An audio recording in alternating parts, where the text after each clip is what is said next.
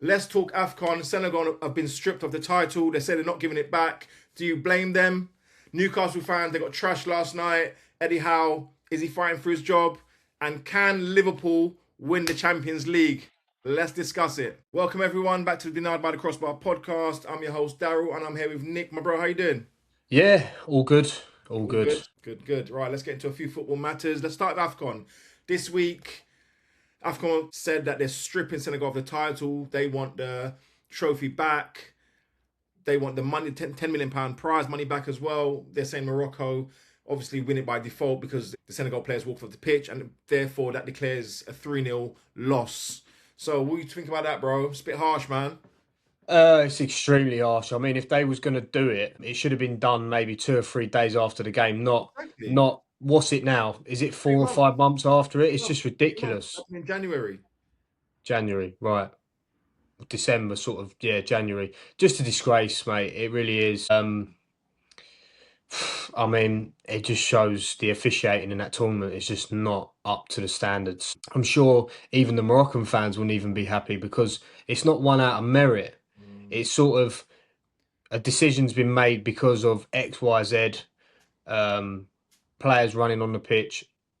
Not too sure about that. I don't really know about that. I didn't Well, watch it. I didn't sorry, didn't watch the game. there were fans running onto the pitch. Now we see it over here when fans start coming onto that pitch, players get off because you don't know, just for security risks, things like that. You don't know Yeah, what's coming on. I've seen people come on and try to hit Jack Grealish on the pitch before. I don't know if you remember that a few years back. yeah. So when fans start coming on, you can't blame the players for it. They're thinking of their safety and running off the pitch.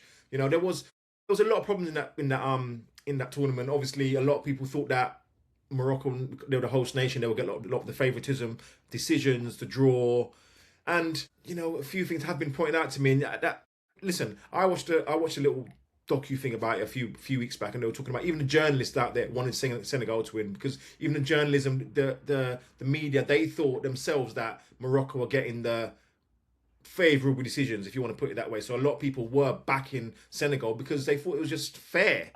So, like you said, if you're gonna do it a few days, even a week after. Listen, they've had parades, they've got the money, they might have spent some of the money, who knows? They've got Probably spent it all. do you see what I mean? And then you're saying that, to try and wipe that from the. I'm a big Sadio Mane fan, and I remember I actually got him on Instagram, and I was watching him live parading the trophy. I know that's a bit of a side note, but that's amazing. How can you try and take all those things away? What are you trying to say? That didn't happen then. That shouldn't have happened. It's Yeah, terrible. it is. It is. It's an unfortunate event for football. And like I said, even the Moroccan fans, it doesn't mean anything now. It's Yeah. done. It's dusted. I just think it should not even have been up for debate really in this stage now. Anyway, what do you guys think? What do Moroccan fans think? What do the Senegalese fans think? Let us know in the comments below. We want to hear from you guys. Yeah, most definitely, because you got to think to yourself that I'm not trying to put anything down, but to me, that's just lowered the whole thought and the decorum of the tournament. If you can do that, imagine like the World Cup, there's a problem, and then they just send and say, no, no, no, we're going to take it back. You can't. You just can't do it. You cannot just take back a tournament or trophy It's 14 mad. months later and just say, no, you didn't win it. We're going to give it to the losers. You can't do it, bro. That means that just belittles the tournament. And I think that's what they've done. They've shot themselves in the foot here by belittling the tournament, and showing, if I'm honest, showing disrespect to the tournament, if you know what I'm trying to say. Because And, and incompetence. And yeah, incompetence at that as exactly that. well. And they're just belittling it. And it makes it, not being rude, it makes it look like a bit of a farce. Because you've just stopped the winners after 2 months celebrating one of the biggest things in their lives, and then you've just taken it all back, saying no. And I just think, well, I've seen there's been the Senegalese players have been posting pictures of them with the trophy, going, yeah, this was real, blah blah blah. I've even heard that they're not giving the trophy back. They're saying we're not giving the trophy back. We're not giving you the prize money back. And you know what? Good on them. Good on. Yeah. Yeah, fair play to him. Yeah, I You know, mean, this wouldn't. I don't think this would happen in a competition like a World Cup or Euros or no, anything it like wouldn't. that. It wouldn't. It just wouldn't happen. Wouldn't. They won fair and square, and that was it. All right. Last thing I want to say on this, right, is just if this is the rules, and I've heard this rule before. If you don't turn up, they just basically say you've lost at 3-0. That's what they're basically saying. They walked off the pitch, so therefore they're abandoned the match. Now, that's a rule that's been around for years. I remember this rule because a few years ago when the black players were talking about walking off the pitch, if they're getting racially abused, they were saying that, yeah, but all you're going to do is hurt your own team because your team's going to get a 3-0 forfeit loss. So we know the rule's Yeah. been around for years. It's not a new rule. Why didn't that rule get put into place that night? So when they walked off, the referee should have turned around and said, "Listen, if you don't come back out now, it's a forfeit for the match." Do you get what I'm saying? Why Yeah, but how put in the many position that minutes? night? They were on How many? for like 17, 18 minutes. They were off the pitch for. Now, I'm expecting a referee, basically an AFCON referee of that standard, to know the rules and say, look, tell Sadio Mane, the captain, if they don't come back out right now, it's a forfeit and you lose the match. We don't even start the match again because you've lost it 3-0 and it's forfeited. Do you know what I'm trying to say? Why wasn't that told that night so everyone knows what's happening? Yeah, 100%. But how many minutes did they walk off the pitch 17 by? or 18 minutes, about 18 minutes they walked off for. 18. Yeah, 17 minutes they were off the pitch for in the changing rooms. And obviously, Really? Sadio Mane went back and had a word, and they all came back out and carried the match on. But yeah, Well, there you go then. there should be. To me, you just tell them straight away. You walk off. You don't come back on right now. Match is abandoned. You lose the match 3-0. You lost the title, and I'm sure they wouldn't have gone off if they'd been told that straight away. No, Bit of a 100%. mad one. But yeah, we move on. Let's look at Sheffield Wednesday. Sheffield Wednesday have been told they've obviously lost points, been deducted points this season. They're going down. They're in the bottom three in the championship. Now they're being told that prospective owner has got to pay Chansiri, their ex-owner, £15 million. Basically, otherwise next season when they go down to League One, they're going to be deducted 15 points, which is crazy to start. You've been demoted from, obviously I know they're probably not paying their wages and stuff. They've been demoted from the championship because of lost points, but then to go to League One and start on minus 15, bro, these are the things that finish clubs off. That's a big loss, you know that. 100%. A massive club, a massive stadium, a Massive massive club, fan big base. club, I feel so avid sorry fans. for the fans. I really do. Yeah, Sheffield Wednesday fans, Owls fans, whatever you want to call yourselves, I want to hear from you. I really do feel sorry for them as a fan base, as a club. That owner has absolutely destroyed that football club. he's And it's just happened time and time and time again. It's happened to teams like Blackpool, Leyton Orient, Reading um, again through it. Reading, Morecambe, Bury, Southend. Loads of teams have gone through this, and I think there needs to be some sort of protective barrier in place to stop fat cat owners that don't care about the English game, and stop them from owning these football clubs because they're just being negligent, and this is why teams in the past they folded because of incompetent, selfish. I'm gonna put it on here, scummy owners. I'm sorry to say it, but it really, really annoys me because it could happen. If it happened to my team, I'd be fuming. If it happened to your team, for example, probably won't happen, but But you'd still, yeah, years ago, mate. It happens, mate. It's everyone. yeah, it does, and it's such a shame. So Wednesday fans, we really want to hear from you. We want to know what you're thinking, how you're feeling at the moment. Probably not good, and not looking forward to a fresh start next season because it's not a fresh start. It's again, you know, minus bloody 15 points for you guys That's probably relegation again. It might be a double again. relegation again, and then they're down to League Two. I also forgot to put Bolton in as well. That happened to them as well a few years ago. They went through the same fate. But it's just terrible. It really is. Yeah, it's bad, man. It's just, I don't know, just the way we own clubs. They brought out all these, these what they're called. There's like an owner rule. He's got to pass certain Criteria. criteria. Mate, they just passed them because they passed them when they want to pass them. Do you know what I mean? They pass them all these. This is all fixed. It's all they get little backhanders or whatever it is.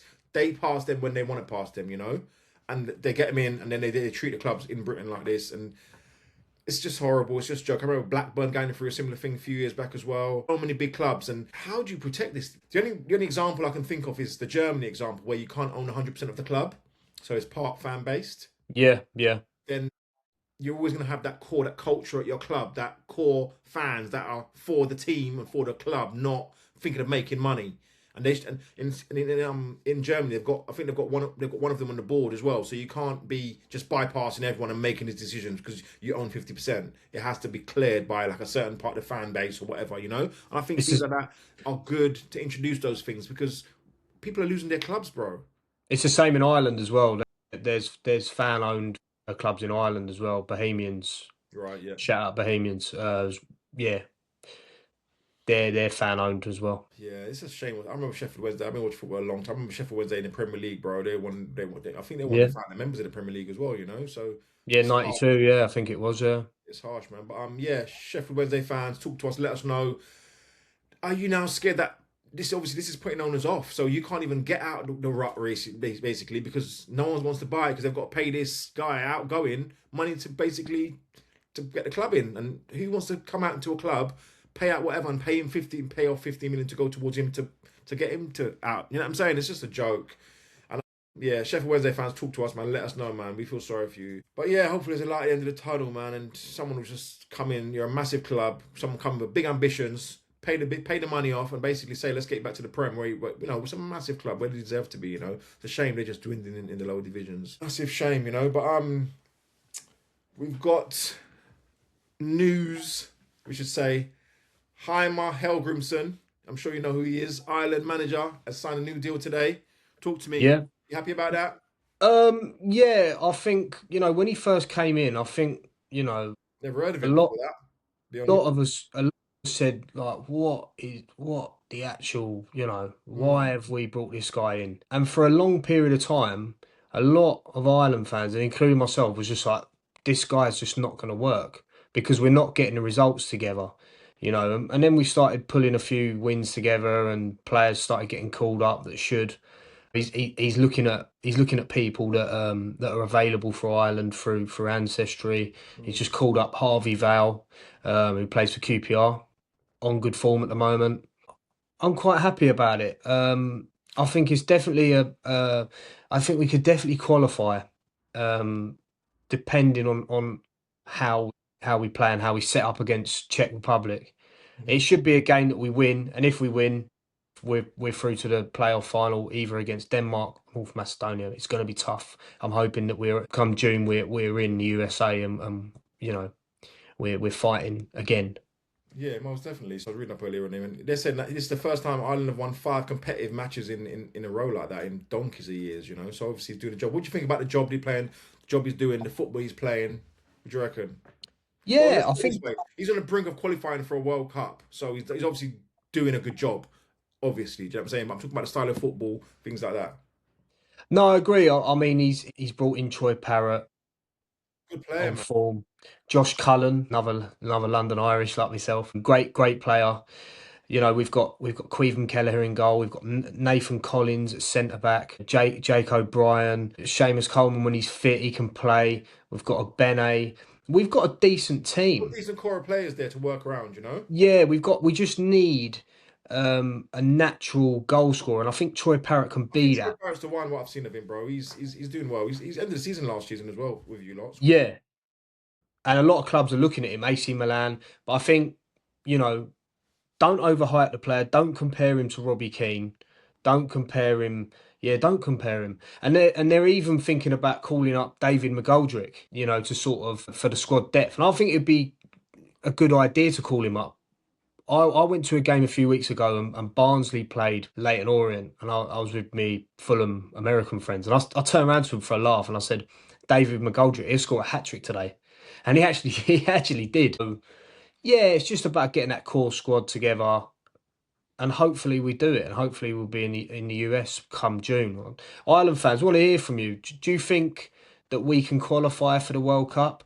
If so, put in the comments. And have you already booked your flights to the US? Have you, or Mexico or Canada? Let us know. We want to know if you've booked your flights already, with the hope that we're going to be, in the group stage come June. But I think we can. I think we can qualify. If we don't, I can't lie, I will be disappointed. Do you think we can qualify, Daryl? Yeah, I think you do. I think you make it. I think, yeah, what I've seen of you, I've seen enough to think that you've got a good spirit there, you've got a good character, that team. I've seen, you had some good results last year, you know? So I was impressed with some really results. Obviously, I don't watch the matches, but, you see them flicking up and you're like, that's a good Yeah. result. Last minute equalisers, last minute winners as well. Shows character, shows heart, and shows determination to keep going. That's why, whenever I see that, that's what I see from that team. That desire to, we're not going to lose 1-0, we're going to get a 1-1 draw. Do you know what I mean? We're going to get that point. It's good, man. But yeah, And I'll be one lot. good. And one last thing I'll touch on, if the Ireland squad and Irish football is to evolve, they need to invest in the grassroots side of things. So they need to invest in the League of Ireland, the FAI needs to invest in, player development. And also, look, get the players in that can qualify by blood ancestry. Yeah. And if they obviously Hey, bro. providing that they want to play for the country. If they don't, then obviously there's no point, i.e. Jack Grealish and Declan Rice. You might as well, yeah, you can bring in a good core, Irish ancestry team, as well as develop players that are, born on the island of Ireland. Yeah. So that's just my thoughts on it. Yeah, I agree totally. What I would like to see, though, I would like to see Troy Parrott get a move to the Prem. I think that will elevate his status and make him a better player as a whole. We know he started off, didn't get many games, and he left and went. But I think he's made a name for himself out there now. I think it'd be a good move for him to come to I don't know, like a Brentford, someone on that level, mid-table team, get good football Now come to experience. Fulham. We need a striker. That's Well, who I want. if he was going to buy him, you've just signed Pepe. You're not going to sign him, all right? But I think a great move would be if Parrott came to the Prem. I think that would elevate his status. I think that would bring his game on another level as well, But And I'd like to Everton, see and that. Everton could go to him because he's an Something like that Everton would be fan. good. Yeah, yeah, yeah, yeah. Okay, Newcastle last night, they lost 7-2 to Barcelona. They got trashed 7-2 to Barcelona. They was in the game at one point at 3-2 in the first half. But I'm going to just say it. If your team loses by 7 goals, I think the manager has got to come out and say, look, I put my hands up and offer his resignation. It might not get taken, but just do it because that's an embarrassment. Massive club. That's getting abused, bro. I feel sorry for all the fans that have travelled out there. I know Yeah. I know it's a weekend or a couple of days. It's a day out. When you cross that white line, I've said this in many, many podcasts. You cross the white line to compete and try and win the game. Newcastle have been embarrassed on the world stage In front of everyone. in front of everybody. 7-2. It's just not acceptable. It's not. It's just unacceptable. It really is. And I did tell you on the last episode of the podcast, I did tell you that Newcastle didn't stand a chance. I remember you did. I said they had a chance. You said nope, I nope. can't remember if I said that they'd get beat like I think 2-0 or something like that. I said that they wouldn't score. They did score, but they've made up for it by conceding 7. To concede 7 in any football match is an absolute disgrace. This is what I mean. And Newcastle fans, we want to hear from you. Did you go? Like, how do you feel about this? Because, it's an embarrassment. It really is. I don't know if I agree with you, though, Daryl, on like Eddie Howe getting sacked. I'm not going to say Eddie. I'm not trying to say he should be sacked. I'm not trying to say he's not the best English coach we've got because he is. I'm just saying, if this is my team and we got beat 7-2 by Barcelona and we're Liverpool and we got beat, I would expect and I'd want Honest lot to offer to say, not I'm stepping down, say, look, I'll step down here because this, I don't know. I just don't agree with, a professional team. You can't, in the first half, they were in it. You've come out and you've let yourselves down massively. You've let the club down. You let the fans down. And I just think someone's got to take accountability for that. Listen, it sounds like I'm digging Eddie Howe out, and I am right now because he had Walter Marda. They paid 70 million for him. He never got a minute. He was on the bench. You've got rid of Isak. Well, Isak's left. You've got him in to replace Isak, and you're not giving the guy minutes. You're getting battered. You're getting pumped. This is your own. You've got nothing to play for. You're out of all the cups. You're not in the league. You're not in the top 10. You're Oh, they are. playing They're for this. ninth, they're ninth at the moment. So where's your big players? Where's your Walter Marda? He's your number 9. You've been playing him as a bloody 10 for some reason. He's a number 9. Play him as a 10. You don't get no game last night. That's just not good enough. You're losing those games. You're 3-2 down in the first half. You don't put your big striker on. Why not? Maybe there's a player relationship breakdown here because I know for a fact I've watched a few podcasts, and when Eddie Howe doesn't like a player, he just completely freezes them out, and he doesn't communicate with them, which I think in some ways is a bad, it's I don't bad like man managers like that. management. I don't No, like managers neither. like that. No, no. I've heard the stories of Mourinho. If you're not on Mourinho's side, he walks in the training room, he looks at you, turns away, doesn't even speak to you. I don't like that because what happens is someone gets injured and you got calling that guy, and then you expect him all of a sudden he's got to jump. You say jump, he starts jumping for you. He's not in it. His heart's not in it. He doesn't want to play for you anymore. When you alienate people like that, I don't like that type of behaviour from managers. I've heard stories of Klopp. You can be in the second team. You see in the morning, how you doing? You're all right. You can be sent off yesterday. He's still going to come and greet you. That's your team. That's your squad. I think when you act like that, I think that other players look at you and think, and they kind of don't want to get on the wrong side of you. And I don't like that atmosphere around change rooms and around football teams when the manager treats you like that. I think it's disrespectful. No, 100%. No, I agree. Well, Newcastle got trashed, but Liverpool came out on the right result last night. They won 4-0 They advanced to the quarterfinals. The only other English team that did was Arsenal. Yeah, Liverpool played really well. I was impressed. I don't know if Galatasaray were that bad and we were that good, but we could have been 7 or 8. We had so many chances. Their goalkeeper had on their team probably man the match on their side. We played really well. I was impressed. We can afford Salah missing a penalty and still winning 4-0. That says a lot. Probably our best performance of the season, to be honest with you. Yeah, great result. And I did say that you guys would have the home All right, advantage. Nick. All right, Nick's pulling Did out all the say it. stops now. I didn't say that. I didn't say that. Let's get all his predictions right. I thought you would have won like 2-0, but I couldn't see you winning 4-0, which you've done. Quarterfinals of the Champions League. Who have you guys got next? PSG. We got the PSG PSG. again. It's a tough one. I think you guys can win it. Are you at home first or away? Great thing is we're away in the second leg. Last year we went over there. I know Right. we nicked that Harvey. We nicked it 1-0 and we came back home. But I tell you what, everyone says we lost. We lost on pens. In the first half, we could have been 3-0 up. Everyone forgets that, and we didn't put our chance away. Salah missed 2, and we could have easily been 3-0 up, and we'd won the tie. But we didn't put them away, and they took us to penalties, and they won. I reckon we got a decent chance. And this isn't the best PSG. This PSG concede goals. I've seen them in 1 month, within the last month, concede like 6 goals to Monaco. And Monaco, Yeah, it's not great, is it? they're letting a lot of goals on PSG, so we've got a good chance, especially with the second leg come back to Anfield. The atmosphere. Anfield on a European night is unreal. But Liverpool fans, we want to hear from you. And this is a bold statement from both of us. Do you think Liverpool can win the Champions League? Because, look, bad teams don't get to the quarterfinals for nothing. You've got to have a bit about you, a bit of grit, a bit of determination, a bit of resilience. So, yeah, we want to hear from you. And any PSG fans in here as well, we want to hear from you guys as well. Do you think you can beat Liverpool?